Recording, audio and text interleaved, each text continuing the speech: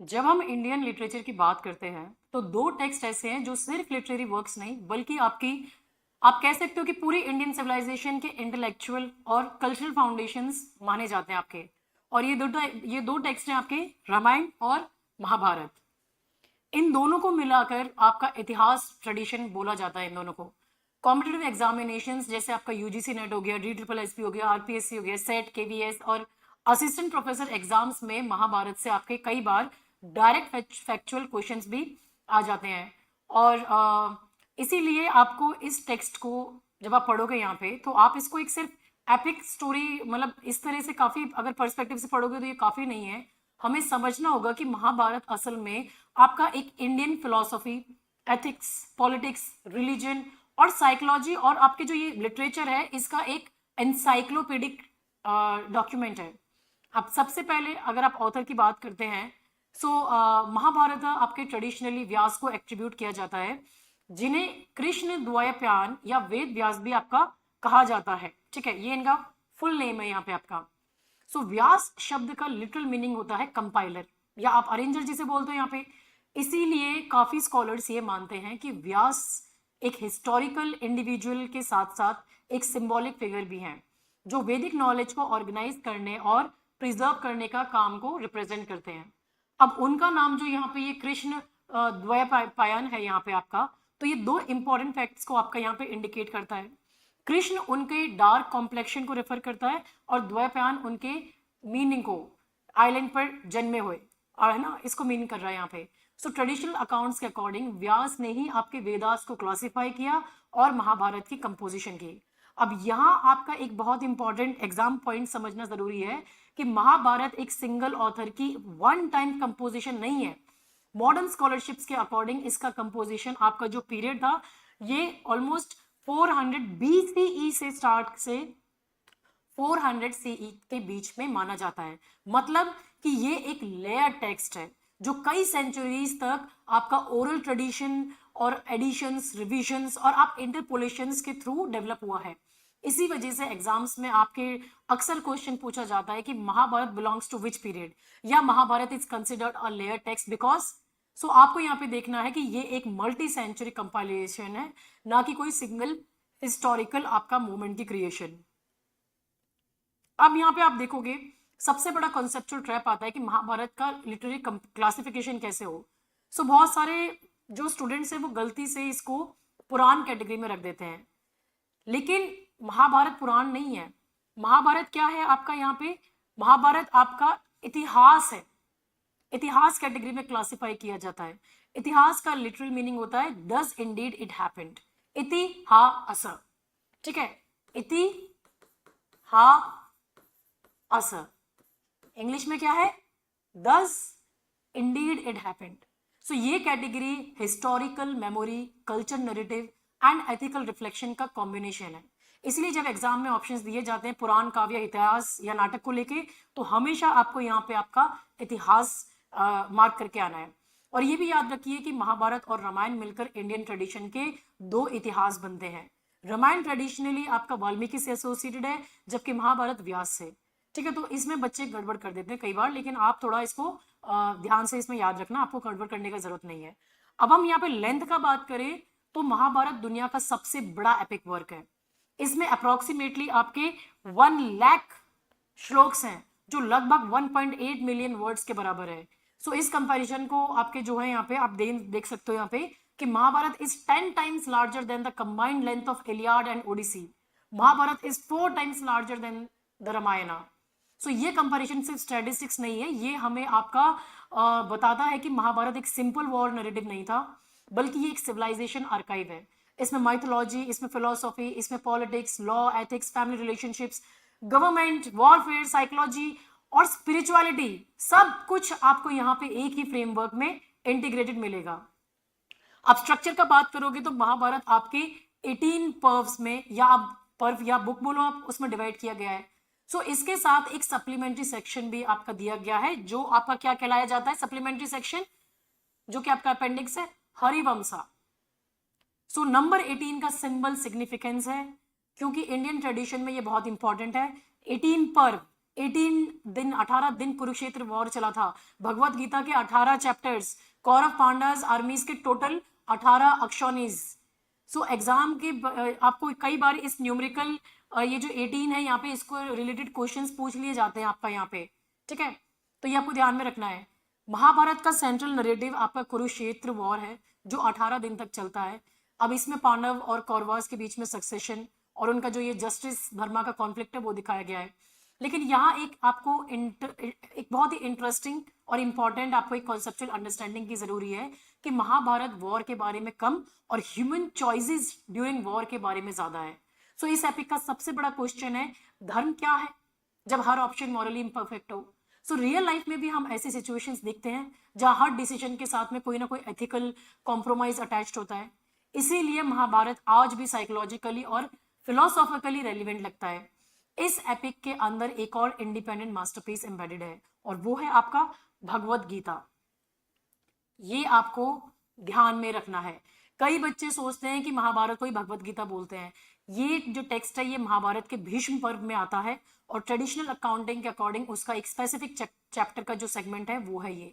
So Bhagavad Gita is part of which parva of Mahabharat? किस पर्व में मिलेगा ये आपको? तो ये आपको भीष्म पर्व में मिलेगा। ये क्वेश्चन एग्जाम में आ जाते हैं। महाभारत आपका फिलोसॉफिकल स्ट्रक्चर इंडियन थॉट के जो 4 पुरुषार्थ है उनके अराउंड ऑर्गेनाइज किया गया है। और वो 4 पुरुषार्थ कौन से? आपका धर्म, अर्थ, काम, मोक्ष। धर्म क्या है? Duty, morality, righteousness. अर्थ क्या है? Wealth, power, material success. कर्म क्या है? डिजायर, प्लेजर, आपका जो इमोशनल फुलफिलमेंट है वो हो गया आपका यहाँ पे, ठीक है। और कर्म क्या है? आपका डिजायर हो गया, आपका इमोशनल फुलफिलमेंट हो गया। मोक्ष क्या है? आपका लिबरेशन हो गया, आपका स्पिरिचुअल फ्रीडम हो गया आपका यहाँ पे। सो इसका मतलब ये है कि महाभारत सिर्फ एक रिलीजियस टेक्स्ट नहीं है, ये ह्यूमन लाइफ के हर डिमेंशन को आपका एक्सप्लोर करता है। युधिष्ठिर के डिसीजंस धर्म को रिप्रेजेंट करते हैं, दुर्योधन के आपके एम्बिशन के इसको रिप्रेजेंट कर रहे हैं, ह्यूमन रिलेशनशिप्स को कर्म को कर रहे हैं यहाँ पे, और भीष्म और कृष्णा की टीचिंग्स आपके मोक्ष की तरफ लेके जाती है यहाँ पे आपका, ठीक है। सो ये आपको चीजें यहाँ पे थोड़ा देखना है। अच्छा, अब एक और आपका जो ये एग्जाम में जब पूछते हैं कि आप लोग जब मार्क करते हो कि महाभारत पुराण है, पुराण नहीं इतिहास है, तो Vyasa wrote the world's longest इतिहास, 18 parvas, 18-day war. Bhagavad Gita is inside this in your Bhishma, ये जो पुराण है यहाँ पे आपका ये जो भीष्म पर्व है इसके अंदर आपको देखने के लिए मिलेगा। And the entire journey is of धर्म, अर्थ, काम, मोक्ष। इतना ध्यान रखो। अब आप जरा इसका नरेटिव फ्रेमवर्क को देखेंगे आप यहाँ पे, तो इसका बहुत बार स्टूडेंट्स जो है यहाँ पे आपके इसके स्टोरी, ऑथर और नरेटर को एक ही समझ लेते हैं, जो कि गलत है। महाभारत का सबसे रिमार्केबल लिटरेरी अचीवमेंट इनमें से ये एक है कि ये एक मल्टी लेयर्ड और ये एक आपका फ्रेम नरेटिव स्ट्रक्चर है, जिसे मॉडर्न लिटरेरी थ्योरी में आप बोलते हो एम्बेडेड नरेशन या नेस्टेड नरेशन टेक्निक भी कहा जाता है। सो सिंपल लैंग्वेज में मैं समझाऊं तो महाभारत एक ऐसी कहानी नहीं है कि आप उसे एक नरेटर कंटिन्यूसली सुना रहा है, बल्कि ये एक ऐसी स्टोरी है जिसके अंदर आपको दूसरी स्टोरी, उसके अंदर तीसरी स्टोरी, और ये स्ट्रक्चर ऐसा फॉलो करता है। बिल्कुल वैसे ही जैसे आप जैसे रशियन डॉल्स का आपने पढ़ा होगा ना, यहाँ पे आपका मर्ड शोज का जो डॉल्स होती है उनमें एक डॉल के अंदर दूसरी डॉल होती है, वो जो खिलौने होते हैं ना, एक दूसरी निकल रही है, तीसरी निकल रही है, चौथी निकल रही है, ऐसे ये लेड आपका स्ट्रक्चर निकल के आ रहा है यहाँ पे आपका। So Vyasa is primarily the composer, वो सिर्फ ऑथर है यहाँ पे, whereas different characters function as narrators at different narrative levels. So ये डिस्टिंक्शन आप मैक्सिमम स्टूडेंट्स आपके एग्जाम हॉल में भूल जाते हैं और वो यहाँ पे सीधे हर जगह व्यास का नाम लिखकर आ जाते हैं। सो अगर हम इसका फर्स्ट लेयर का यहाँ पे बात करेंगे आपका, तो फर्स्ट लेयर में आपके नरेटिव स्ट्रक्चर का सबसे इनर एंड फाउंडेशनल लेवल व्यास से स्टार्ट होता है। अब ट्रेडिशनल बिलीफ के अकॉर्डिंग व्यास ने ही महाभारत की कंपोजिशन की, लेकिन इंटरेस्टिंग बात यह है कि व्यास खुद कंटिन्यूसली कहानी नरेट नहीं करते, उनका रोल एक क्रिएटर, कंपाइलर और टीचर का है। व्यास ने अपने डिसिप्लिन वैशंपायन को पूरे महाभारत सिखाया। सो यहाँ एक आपका इंपॉर्टेंट लिटरेरी पॉइंट आपको समझना है कि एंशिएंट इंडियन ट्रेडिशन में नॉलेज प्राइमरीली आपका ओरल ट्रांसमिशन के थ्रू प्रिजर्व होता था, ठीक है। पहले लिखते नहीं, सुना सुना के करते थे, इसलिए ऑथर और नरेटर का रोल यहाँ पे आपका अलग अलग हो सकता है। रियल लाइफ आप अगर आप ऐसे देखो यहाँ पे, तो एक प्रोफेसर ने एक डिटेल रिसर्च बुक लिखी और उसका स्टूडेंट उस बुक को कॉन्फ्रेंस में प्रेजेंट कर रहा है। सो प्रोफेसर क्रिएटर है लेकिन प्रेजेंटर कोई और है। तो यही रिलेशनशिप यहाँ पे व्यास और वैशंपायन के बीच में है आपका यहाँ पे। सो अगर क्वेश्चन पूछा जाए कि to whom did Vyasa first teach the Mahabharata, तो आंसर है आपका वैशंपायन हो जाएगा यहाँ पे। अब सेकंड लेयर का आप यहाँ पे बात करो तो ये जो है वैशंपायन, इनको जनरली महाभारत का मेन नरेटर कंसिडर किया जाता है। अब वैशंपायन पूरी महाभारत को किसको सुना रहे हैं? वो किंग जनमेजय को नरेट करते हैं। तो ये नरेटर एक स्पेसिफिक हिस्टोरिकल रिलीजियस कॉन्टेक्स्ट में होता है। जनमेजय आपका सर्प शास्त्र यानी स्नेक सैक्रिफाइस के दौरान आपको उनके साथ में एसोसिएटेड है यहाँ पे। तो अब थोड़ा सा इसका मैं आपको बैकग्राउंड समझा देती हूँ ताकि आपको आइडिया लग जाए। तो ये जो आपका जनमेजय है यहाँ पे, ये किंग परीक्षित के बेटे थे। सो परीक्षित की डेथ आपके तक्षक नाम के जो सरपेंट था उसने उसी कारण हुई थी। सो अपनी फादर के डेथ का रिवेंज लेने के लिए जनमेजय ने एक मैसिव स्नेक सेक्रीफाइस ऑर्गेनाइज किया था, जिसमें सारे स्नेक्स को डिस्ट्रॉय करने का प्रयास किया था, उनको मार देने का। सो इसी सेक्रीफिशियल गैदरिंग में वैशंपायन ने पूरी महाभारत की नरेशन किया था। सो ये नरेटिव फ्रेम बहुत इंपॉर्टेंट है क्योंकि टेक्निकली जो महाभारत हम पढ़ते हैं उसका प्राइमरी नरेशन वैशंपायन के थ्रू ही हम तक पहुंचा है। इसी वजह से एग्जाम में फ्रीक्वेंटली पूछा जाता है who narrates the Mahabharata to king Janamejaya. तो आंसर है यहाँ पे वैशंपायन। हम सोचते हैं कि नहीं, यहाँ पे हमने महाभारत जो टीवी में देखे कि उसमें संजय तो यहाँ पे धृतराष्ट्र को सुना रहा था। नहीं, वो धृतराष्ट्र को तो वहाँ पे युद्ध का आपको सुना रहा था एक्टिविटी। वो तो खुद महाभारत के पार्टिसिपेंट्स हैं, वो तो कैरेक्टर्स हैं यहाँ पे। फिर हम यहाँ पे आपका थर्ड लेयर का देखेंगे तो ये जो है ये आपका सबसे डायनेमिक नैरेटिव लेयर है यहाँ पे, जहाँ पे संजय आते हैं। संजय का रोल लिटरेचर और फिलोसॉफी दोनों पर्सपेक्टिव से एक्स्ट्राऑर्डिनरी है। व्यास ने संजय को आपका दिव्य दृष्टि, जिसे आप डिवाइन विजन बोलते हो, उसका वरदान दिया था। सो इसी सुपर नेचुरल पावर की वजह से संजय फिजिकली बैटल फील्ड पर प्रेजेंट हुए बिना कुरुक्षेत्र जाए, और उन्होंने वहां के हर एक इवेंट को रियल टाइम में देखा और उसको नरेट किया। अब एक प्रैक्टिकल प्रॉब्लम थी, किंग धृतराष्ट्र अंधे थे, वो बैटलफील्ड को खुद नहीं देख सकते थे। तो पूरा 18 दिन कुरुक्षेत्र का जो वॉर है उसकी लाइव कमेंट्री यहाँ पे संजय ने धृतराष्ट्र को दी थी। सो अगर आप मॉडर्न कंपैरिजन करोगे तो संजय को हम दुनिया का पहला वॉर करस्पॉन्डर या लाइव टेलीविजन कमेंटेटर कह सकते हैं यहाँ पे।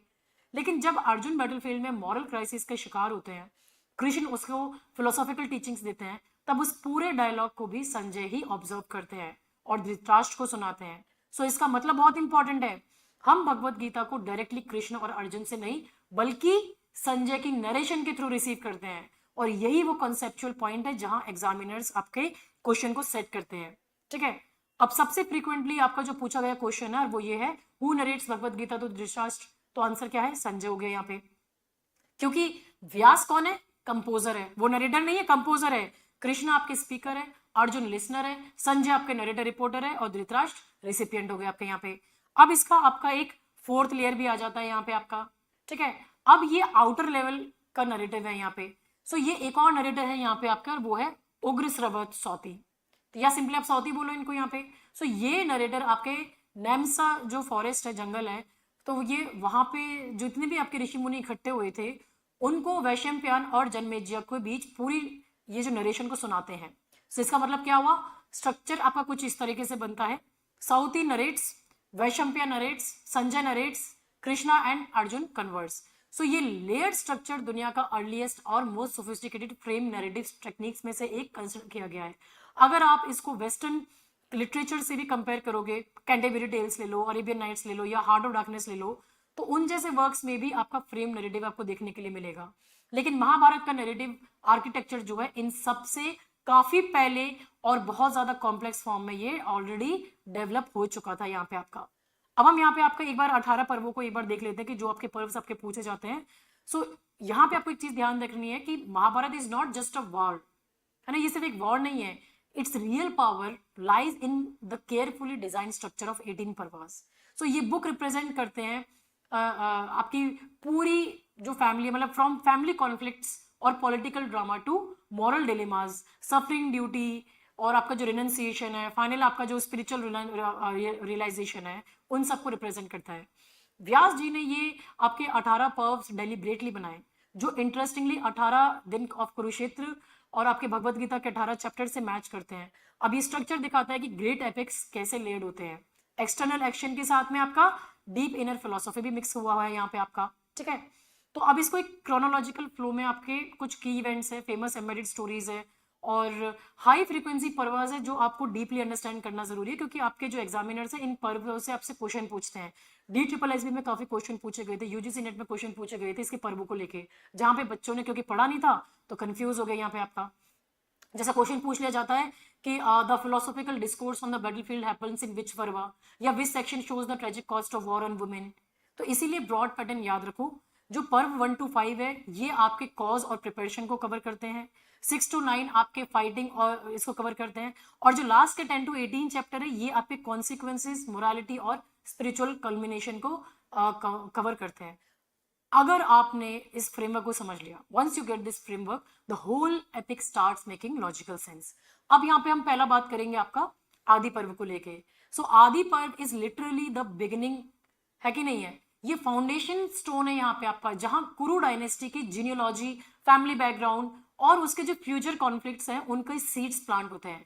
पांडव और कौरवों का जन्म, चाइल्डहुड, बचपन की राइवलरी, है ना, लक्ष्य ग्रह कॉन्स्पिरेसी, द्रौपदी का स्वयंवर और पांडवास का पॉलिटिकल राइज, सब यही इस पर्व में आपका सेटअप है यहाँ पे। तो ये पर्व आपका अगर literary views point of view से देखो तो ये पर्व आपको सिखाता है वॉर सडनली नहीं होते, वो जनरेशंस ऑफ जेलिसी और अनरिजॉल्व ग्रजेस के रिजल्ट होते हैं। ठीक है, अब आप देखो अगर फैमिली बिजनेस में पुरानी राइवलरीज कैसे बिग प्रॉब्लम्स क्रिएट कर देती है कि नहीं है। सो आपके क्वेश्चन में, आपके एग्जाम में ऐसे क्वेश्चन पूछ ले जाते हैं कि द्रौपदी स्वयंवर अकर्स इन विच पर्व, तो आंसर है आदि पर्व, है ना। ये बेसिक क्रोनोलॉजी टेस्ट है यहाँ पे। फिर आ जाता है आपका यहाँ पे सभा पर्व, नाम से पहचानो। Sabha Parva brings the big political humiliation and collapse of dharma, dice game dyuta और द्रौपदी के डिसरोबिंग, ये एक इंसिडेंट ने वॉर को इनएविटेबल बना दिया। युधिष्ठिर अपना राज्य, अपने भाई, खुद को और फाइनली अपनी बीवी द्रौपदी को भी स्टेक पर लगा देते हैं। द्रौपदी का सबसे पावरफुल क्वेश्चन आता है, how can a man who has already lost himself wager another person. So ये सिर्फ लीगल नहीं बल्कि एक डीपली एथिकल और फिलोसॉफिकल क्राइसिस है। ये सीन इंडियन लिटरेचर का मोस्ट इंटेंस मोमेंट है और ये आपके एग्जाम का फेवरेट भी है। That Draupadi's disrobing episode belongs to which parva, तो ये आप मार्क करेंगे सभा पर्व में। So it shows how one moment of weakness like ego और addiction can destroy everything, similar to your modern political scandals. आज भी तो ये सारे स्कैंडल्स वगैरह होते हैं, सिर्फ एक ही आपको वैसा इवेंट चाहिए और वो सब कुछ आपका तहस-नहस हो जाता है, सर्वनाश हो जाता है, डिस्ट्रॉय हो जाता है। फिर आता है आपका यहाँ पे अरण्यक्य, जिसे आप वन पर्व भी बोलते हो। So it is one of the longest parva where Pandava spend 12 years in exile. लेकिन आपका रियल इंपॉर्टेंस यहाँ एग्जाइल में नहीं है बल्कि उसके अंदर एम्बेडेड स्टोरीज में है, जो एग्जाम्स में आपकी रिपीटेटिवली आती है। नल दमयंती की जो आपकी स्टोरी वो यहीं से आती है। लव, फेट और परसिवरेंस की ट्रेजिक स्टोरी। सावित्री सत्यवान की स्टोरी इसके अंदर है। डिवोटेड वाइफ जो यम से हस्बैंड की लाइफ वापस ले आती है। कीरत और अर्जुन की स्टोरी, अर्जुन और शिवा का एनकाउंटर होता है। तो ये सब मॉरल लेसन्स देते हैं आपको यहाँ पे। ये पर्व एंड्योरेंस और इनर ग्रोथ का मैसेज देता है। और एग्जामिनर्स कैसे क्वेश्चन पूछते हैं, the story of Nala and Damayanti occurs in which parva, तो ये सावित्री और सत्यवान वाला कहाँ पे आता है, तो आप आंसर मार्क करेंगे वन पर्व में आता है आपका यहाँ पे। ठीक है, फिर आ जाता है आपका विराट पर्व। सो ये डिस्क्राइब करता है आपका 13 years ऑफ डिस्गाइज। पांडव्स अपनी आइडेंटिटी हाइड करते हैं। अर्जुन क्या बन जाता है, ब्रेनला। ब्रेनला कौन होती है, वो डांस टीचर। भीम एक कुक बन जाता है। तो ये सर्वाइवल, अडेप्टेबिलिटी और सेल्फ कंट्रोल का आपको एक लेसन सिखा रहा है। रियल लाइफ में भी ये शो करता है कि टफ टाइम्स में पेशेंस और स्मार्ट ट्रेजेडी, ये जो आपकी जो स्मार्ट स्ट्रेटेजी होती है ये कितनी इंपॉर्टेंट है यहाँ पे आपका।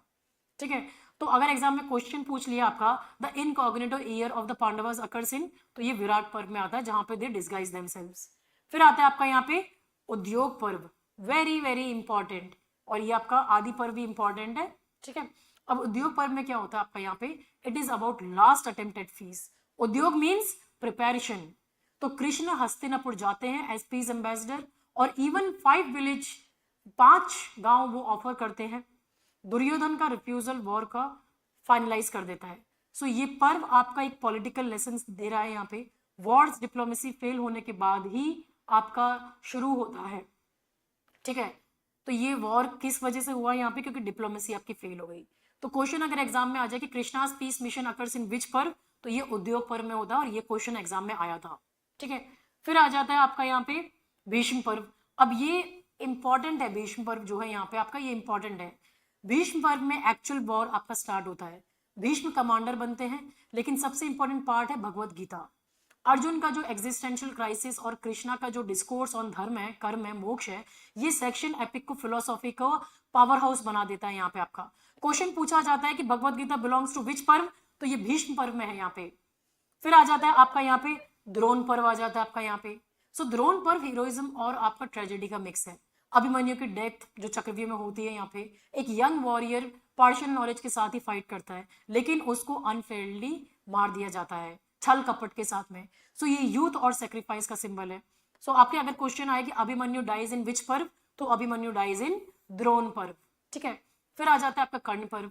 कर्ण पर्व फोकस करता है कर्ण के ऊपर, इंडियन लिटरेचर का सबसे ट्रेजिक कैरेक्टर। नोबल बर्थ था उसका, लेकिन आइडेंटिटी डिनाइड की गई। टैलेंट था, लेकिन सोसाइटी ने रिजेक्ट कर दिया। लॉयल्टी भरी हुई थी, लेकिन किसको दी? गलत साइड को। सो मॉडर्न क्रिटिसिज्म में उसको ट्रेजिक हीरो बोलते हैं।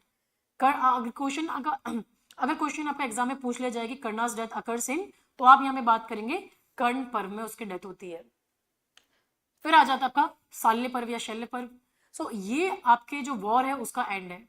दुर्योधन की डिफीट, भीम का जो ओथ होता है वो कंप्लीट होता है। तो अगर क्वेश्चन आए कि भाई दुर्योधन का डेथ कौन से पर्व में आता है, तो आप यहाँ पे मार्क करो शल्य पर्व में आता है आपका यहाँ पे।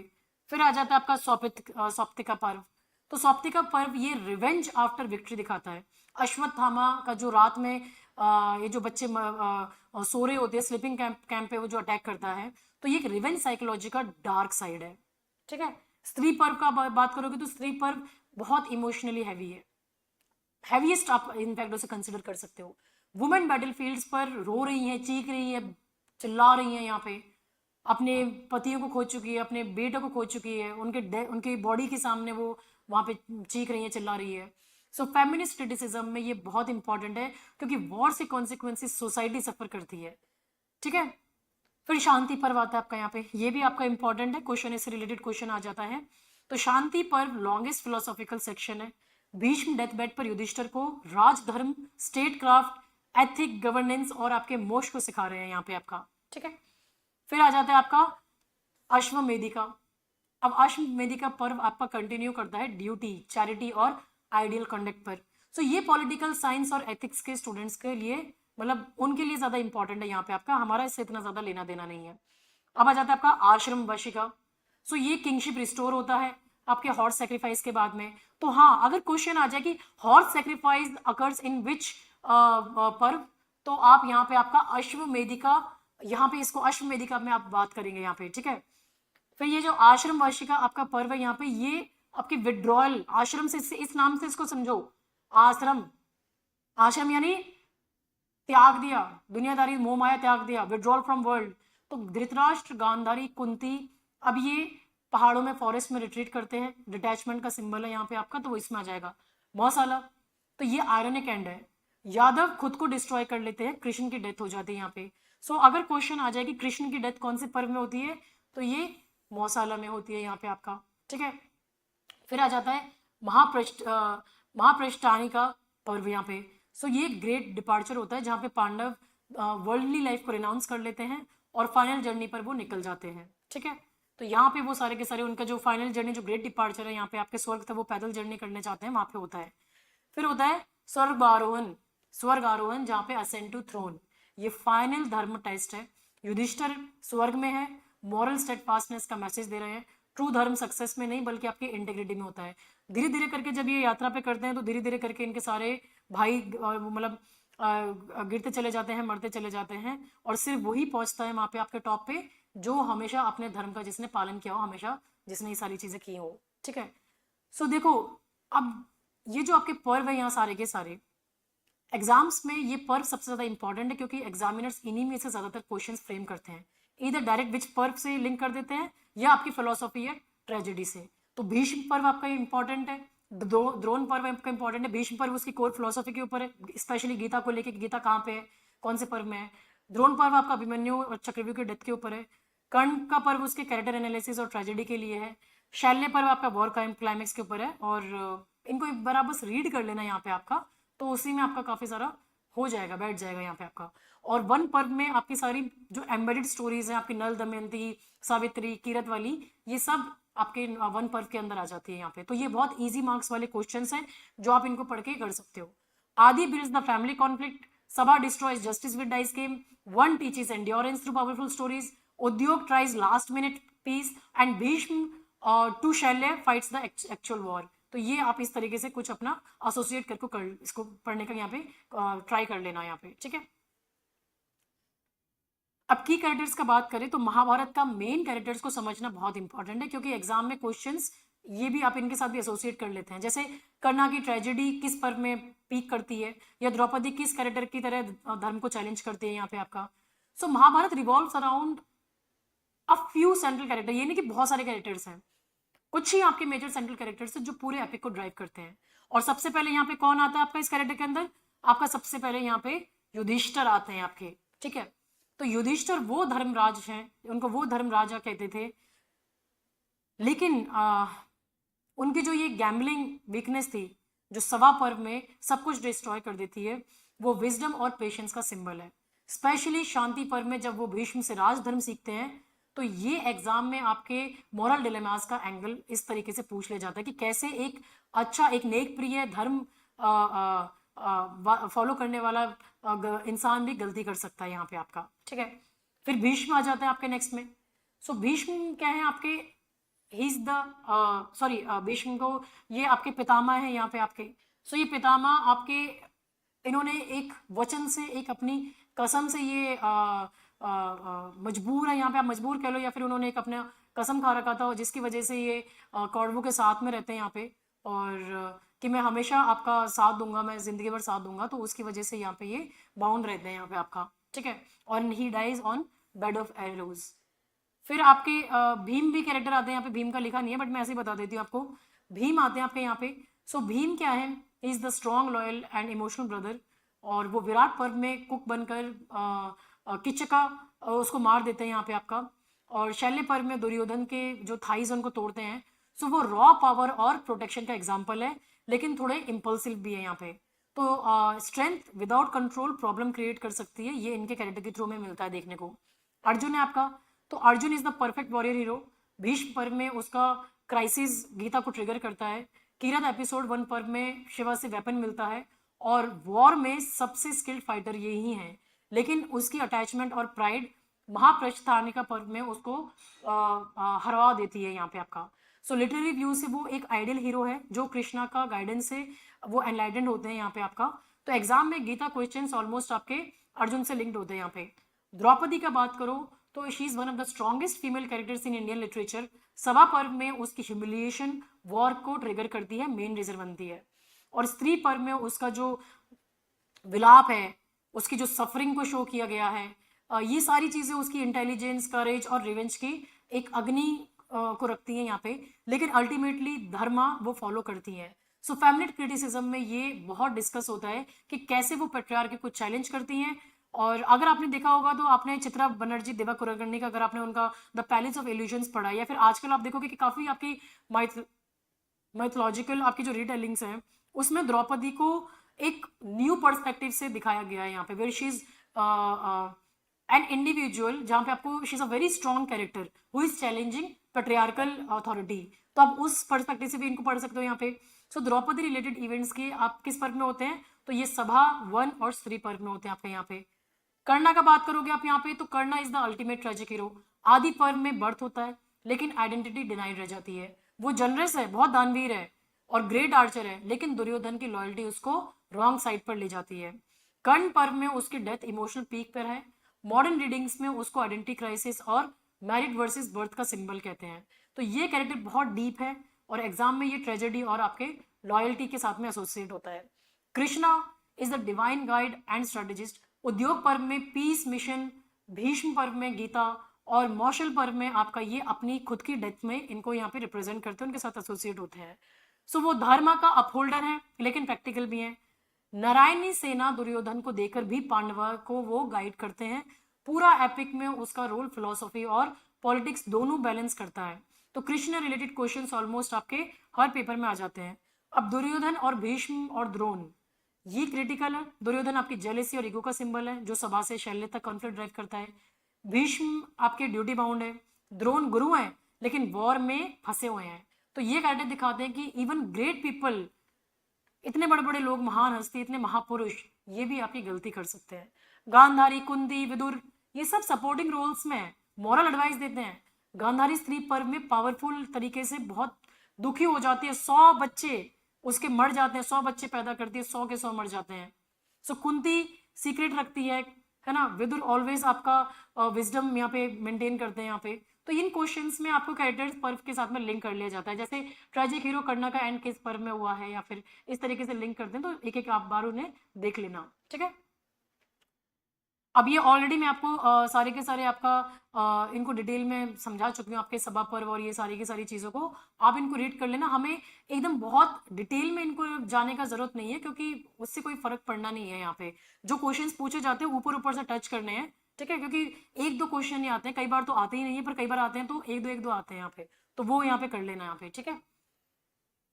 ये सारा का सारा दे रखा है, इन्हीं से रिलेटेड आपके क्वेश्चंस आते हैं, तो just go through them once. Exam angle का भी मैंने यहाँ पे प्रोवाइड कर रखा है, तो all you have to do is just read them once, ठीक है। अब हम यहाँ पे आपका फिलोसॉफिकल कॉन्सेप्ट के बारे में बात करें, तो आप एक चीज बताओ, why the Mahabharata is not just a story but a philosophy of human life.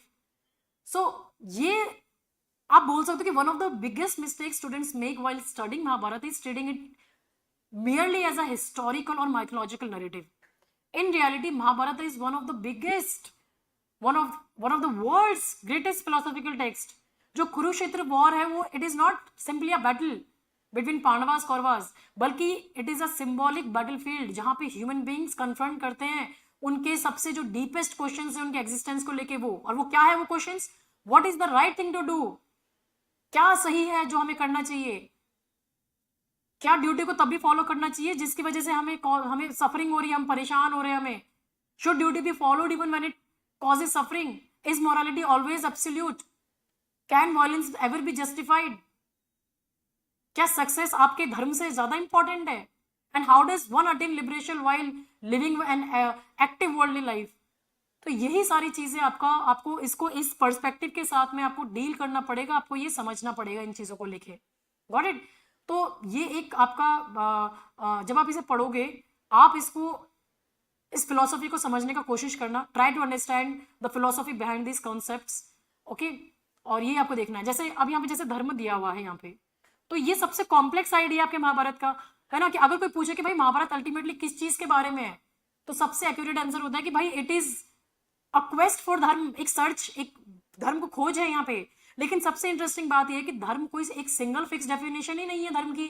अगर हम जनरली मोरालिटी को यूनिवर्सल रूल्स की तरह देखें तो सच बोलना हमेशा सही है, वॉयलेंस हमेशा गलत है, लॉयल्टी हमेशा वर्चुअस है। लेकिन महाभारत रिपीटेटिवली दिखाता है कि रियल लाइफ इतनी सिंपल नहीं होती।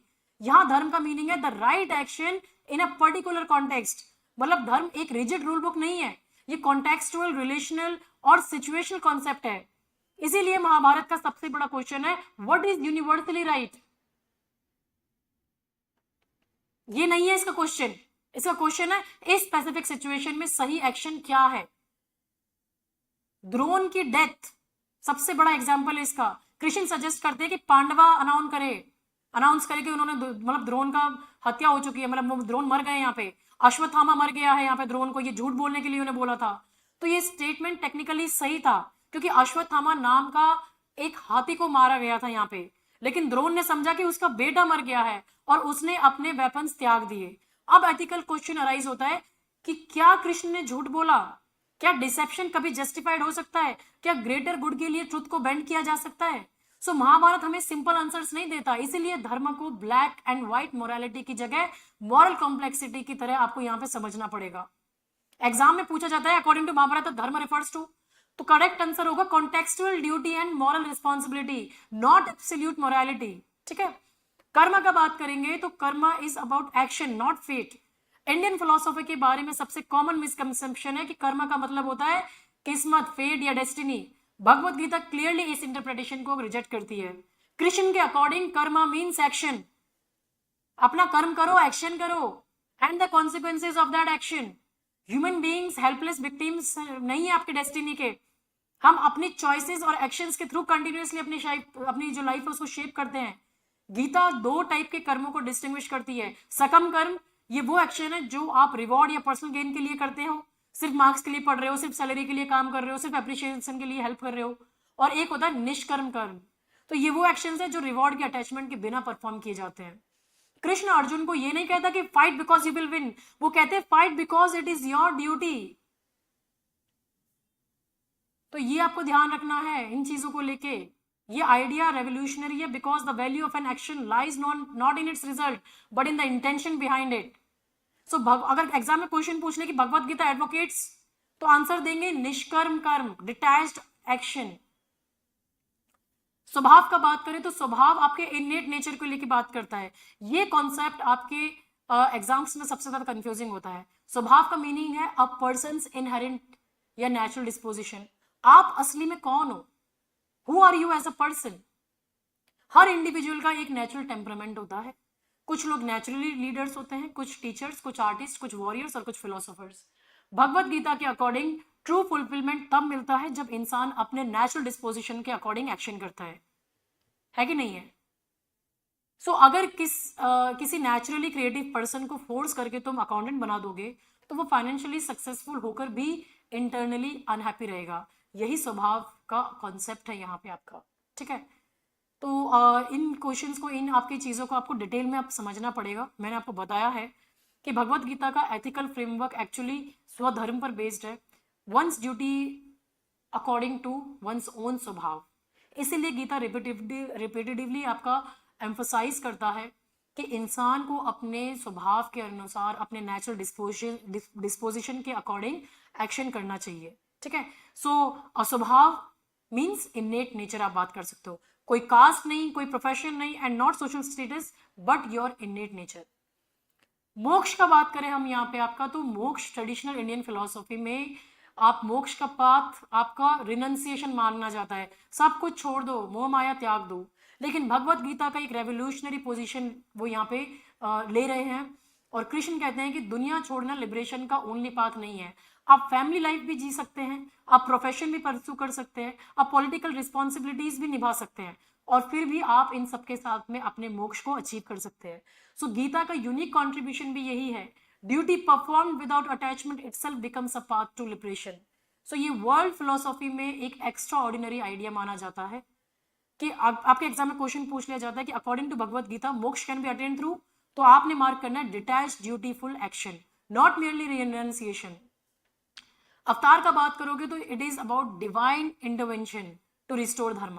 भगवत गीता चैप्टर 4 में कृष्ण अपने डिवाइन रोल को एक्सप्लेन करते हुए कहते हैं यदा यदा ही धर्मस्य ग्लानिर्भवति। क्या मतलब है इसका? जब भी धर्म का डिक्लाइन होगा तब डिवाइन पावर वर्ल्ड में डिसेंड करेगी। अवतार का लिटरल मीनिंग है डिवाइन डिसेंट। कृष्णा का पर्पस पर्सनल विक्ट्री या ग्लोरी नहीं है, उनका पर्पस है धर्म को रिस्टोर करना, अधर्म को डिस्ट्रॉय करना और कॉस्मिक बैलेंस को मेंटेन करना, ठीक है। तो अगर आपका क्वेश्चन आ जाए यदा यदा ही धर्मस्य रिफर्स टू, आंसर मार्क करेंगे द डॉक्ट्राइन ऑफ अवतार, ठीक है। फिर आ जाता है आपका पुरुषार्थ, जो हमारे 4 एम है ह्यूमन लाइफ के। पूरे महाभारत का स्ट्रक्चर एक्चुअली पुरुषार्थ थ्योरी पर बेस्ड है। ह्यूमन लाइफ के 4 मेन गोल्स है, धर्म, अर्थ, काम, मोक्ष।